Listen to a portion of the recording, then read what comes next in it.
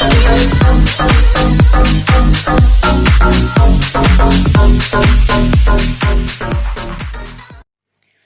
everyone, well I am Amrita and in this video I will teach you second chapter of your science book. But before watching the video, subscribe my channel and click the bell icon to get the latest updates of my videos. Okay, let's start. Title है हमारे chapter का microorganism friend and foe. Microorganism का मतलब होता है बहुत ही छोटे जीव जंतु. माइक्रो मीन्स बहुत छोटे और ऑर्गेनिज्म मीन्स जीव जंतु. ऐसे ऑर्गेनिज्म जो बहुत छोटे हैं हम उनको माइक्रो ऑर्गेनिज्म बोल सकते हैं. माइक्रो ऑर्गेनिज्म हमारे फ्रेंड भी हैं और हमारे फो भी हैं, मतलब हमारे मित्र भी हैं और हमारे शत्रु भी हैं. आपने अपने आसपास बहुत सारे टाइप्स के प्लांट्स देखे होंगे, एनिमल्स देखे होंगे जैसे काऊ, बुफेलो, डॉग, ऑक्स, पर कभी क्या आपने माइक्रो ऑर्गेनिज्म देखा है? आप नहीं देख सकते. क्यों? क्योंकि इनकी साइज बहुत ही छोटी होती है. आप अपनी नॉर्मल आई से इनको कभी नहीं देख सकते हो. इनको देखने के लिए हमको माइक्रोस्कोप की या फिर मैग्नीफाइंग ग्लास की जरूरत होती है. आप अपने हाथ को माइक्रोस्कोप के अंदर ऑब्जर्व कीजिए, आपको उसमें बहुत सारे माइक्रोब्स दिखेंगे. बट अगर आप अपने हाथों को ऐसे ही नेक्ड आइज से देखोगे तो आपको उसमें कोई माइक्रो ऑर्गेनिज्म नहीं दिखेंगे. आपने देखा होगा कि रेनी सीजन में जो मॉइस्ट ब्रेड होती है वो स्पॉइल हो जाती है और उसके ऊपर ब्लैक और वाइट कलर के पैचेस की एक लेयर जम जाती है. जब आप उस लेयर को मैग्नीफाइंग ग्लास से देखेंगे तो आपको उसमें ब्लैक कलर का सर्कुलर शेप का कुछ दिखेगा. ये क्या है? ये माइक्रो ऑर्गेनिज्म ही है. Okay, let's start first topic of this chapter which is micro organism, सूक्ष्म जीव. और जैसे ही हम ये टॉपिक स्टार्ट करेंगे तो हमारी एक्टिविटी आएगी 2.1. एक्टिविटी 2.1 में आपको क्या करना है? अपने आसपास से ही कुछ गीली मिट्टी लेनी है, उसको एक कंटेनर में डालना है और उसमें कुछ पानी मिक्स कर देना है, वाटर डालने के बाद उस सॉल्यूशन को अच्छे से मिक्स करना है. मिक्स करने के बाद कुछ देर के लिए उसको छोड़ देना है. अब जब पूरी मिट्टी बॉटम में सेटल हो जाएगी तब आपको क्या करना है? उसमें से वाटर की कुछ ड्रॉप्स लेनी है और उसको माइक्रोस्कोप में ऑब्जर्व करना है. इतनी है आपकी एक्टिविटी 2.1. बढ़ते हैं अपनी नेक्स्ट एक्टिविटी की ओर जो है 2.2. आपको पानी की कुछ बूंदें लेनी है तालाब से, इस बार पॉन्ड से, तालाब से, और उसको क्या करना है? ग्लास स्लाइड में स्प्रेड कर देना है और स्प्रेड करने के बाद माइक्रोस्कोप के अंदर उसको ऑब्जर्व करना है. आपको इन दोनों वाटर के सैंपल्स में बहुत सारे छोटे छोटे ऑर्गेनिज्म घूमते हुए मिलेंगे. ये ऑब्जर्वेशन दिखाती है कि सॉइल में बहुत सारे ऑर्गेनिज्म होते हैं, पर इन सारे ऑर्गेनिज्म को हम माइक्रोब्स या फिर माइक्रो ऑर्गेनिज्म नहीं बोल सकते हैं. माइक्रो ऑर्गेनिज्म इतने छोटे हैं कि आप इनको अपनी नॉर्मल आइज से नहीं देख सकते हैं. इनको देखने के लिए आपको मैग्नीफाइंग ग्लास की जरूरत होती है. कुछ माइक्रो ऑर्गेनिज्म को तो हम मैग्नीफाइंग ग्लास से देख सकते हैं, लेकिन बाकियों को देखने के लिए हमको एक अच्छे माइक्रोस्कोप की जरूरत होती है. माइक्रो ऑर्गेनिज्म को 4 कैटेगरीज में डिवाइड किया गया है. फर्स्ट है bacteria, second fungi, third protozoa and fourth है एल्गी. वायरस भी माइक्रोस्कोपिक होते हैं, मतलब छोटे हैं, पर वो माइक्रो ऑर्गेनिज्म से अलग होते हैं. वायरस केवल होस्ट ऑर्गेनिज्म के अंदर ही रिप्रोड्यूस करते हैं. होस्ट ऑर्गेनिज्म का मतलब है जैसे वायरस किसी इंसान की बॉडी में अगर इंटर करेंगे तो वो इंसान होस्ट ऑर्गेनिज्म कहलाएगा. और इनके लिए होस्ट ऑर्गेनिज्म बैक्टीरियम, प्लांट या फिर एनिमल्स हो सकते हैं. कुछ कॉमन डिजीजेस जैसे जुखाम, कोल्ड, इन्फ्लुएंजा, फ्लू, ज्यादातर खांसी भी वायरसेस की वजह से ही होता है.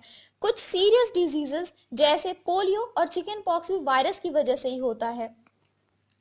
कुछ डिजीजेस जैसे डिजेंट्री और मलेरिया प्रोटोजोआ की वजह से होती हैं. चलिए डिजेंट्री और मलेरिया के बारे में डिटेल में जानते हैं. Dysentery, it is a serious disease which cause you to get rid of waste material from your body very often in liquid form and to lose blood. Malaria क्या है? Malaria female anopheles मच्छर के काटने की वजह से होता है. इस मॉस्किटो में प्लाज्मोडियम नाम का माइक्रोब है जो मच्छर के काटते ही पूरे ब्लड में फैल जाता है. टाइफाइड और ट्यूबरकुलोसिस, टीबी क्या है? बैक्टीरियल डिजीजेस हैं. इनके बारे में देखते हैं. टाइफाइड यह salmonella enterica serotype typhi bacteria से होता है. यह बैक्टीरियल फूड और वाटर से लोगों के बॉडी के अंदर चला जाता है. ट्यूबरकुलोसिस ये डिजीज हमारे लंग्स को नुकसान पहुंचाती है। इसमें बहुत खांसी आती है, बुखार रहता है, थकावट होती है और हमारा वेट भी तेजी से कम होने लगता है और रिस्पायरेशन में भी प्रॉब्लम होती है, मतलब सांस लेने में भी तकलीफ होती है। सेकेंड टॉपिक है हमारे चैप्टर का, where do microorganism live. माइक्रो ऑर्गेनिज्म रहते कहाँ हैं? माइक्रो ऑर्गेनिज्म सिंगल सेल हो सकते हैं जैसे बैक्टीरिया, कुछ एल्गी और प्रोटोजोआ, या फिर मल्टी सेलुलर जैसे एल्गी और फंजाई। अब आपके ब्रेन में ये क्वेश्चन स्ट्राइक किया होगा कि सिंगल सेल्ड और मल्टी सेलुलर का मतलब क्या होता है। तो सिंगल सेल्ड का मतलब होता है जिसमें एक सेल हो, और मल्टी सेलुलर का मतलब होता है जिसमें बहुत सारे सेल्स हो। मल्टी का मतलब ही होता है मेनी, मेनी मीन्स बहुत।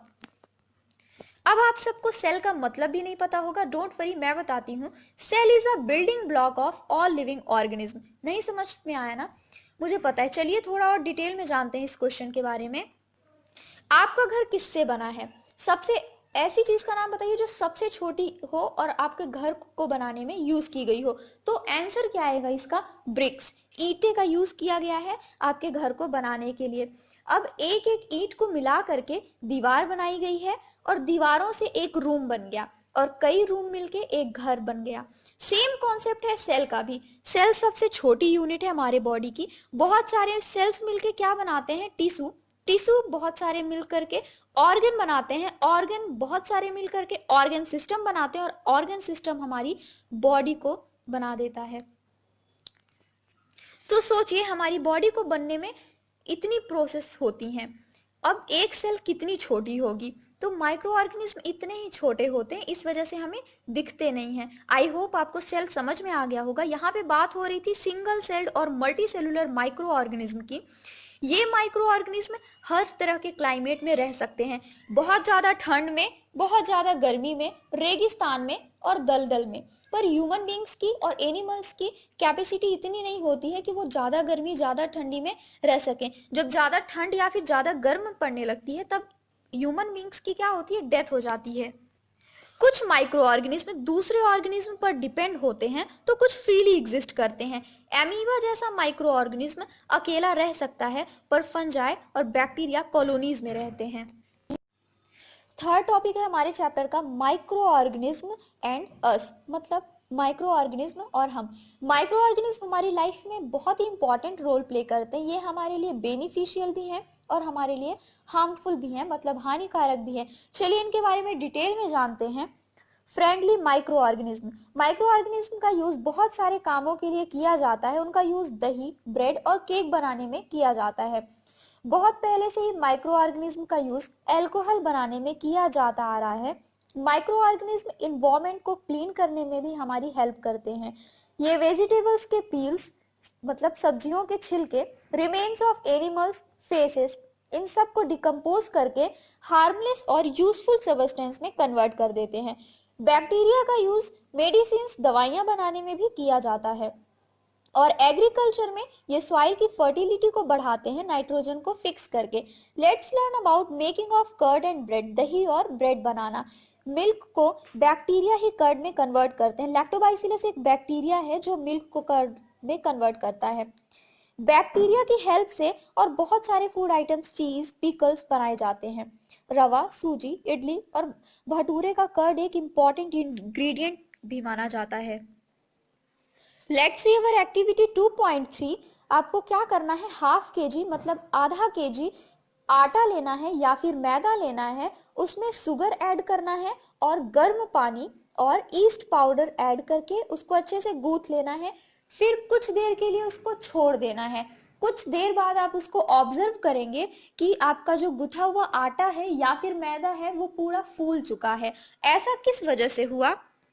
So let's see. ईस्ट बहुत जल्दी जल्दी रिप्रोड्यूस करते हैं और सांस लेते हैं। सांस लेते वक्त कार्बन डाइऑक्साइड गैस रिलीज करते हैं। ये गैस के बबल्स, बुलबुले, ईस्ट पाउडर मिले हुए मैदे में भर जाती है और उसका वॉल्यूम बढ़ा देती है। और इसी वजह से ईस्ट का यूज बेकिंग इंडस्ट्री में भी किया जाता है, ब्रेड, पेस्ट्री और केक बनाने के लिए। Now let's see commercial use of micro organism, मतलब व्यापार में माइक्रो ऑर्गेनिज्म का यूज। बहुत ज्यादा अमाउंट में अल्कोहल, वाइन और एसिटिक एसिड, मतलब विनेगर बनाने के लिए माइक्रो ऑर्गेनिज्म का यूज किया जाता है। कुछ ग्रेन्स में जैसे बार्ली, जौ, वीट, गेहूं, राइस, चावल, क्रस्ड फ्रूट जूसेस, फलों के जूस में नेचुरल शुगर प्रेजेंट होता है और इनमें ईस्ट मिला करके एल्कोहल और वाइन बनाया जाता है। It's time to discuss activity 2.4, so let's start. 500 millilitre का बीकर लेना है, उसको आधा से ज्यादा मतलब 375 मिलीलीटर पानी से भरना है। उसमें 2 से 3 चम्मच शुगर ऐड करना है और आधा चम्मच ईस्ट पाउडर, उसको कवर करके किसी वार्म प्लेस पे मतलब गर्म जगह पे 4 से 5 आवर्स के लिए रख देना है। अब इसको स्मेल करना है। आपको क्या उसमें से कोई स्मेल आती है, कोई खुशबू मिलती है? जो भी स्मेल उसमें से आएगी वो स्मेल किसकी होगी? एल्कोहल की होगी, क्योंकि शुगर को ईस्ट ने एल्कोहल में कन्वर्ट कर दिया है।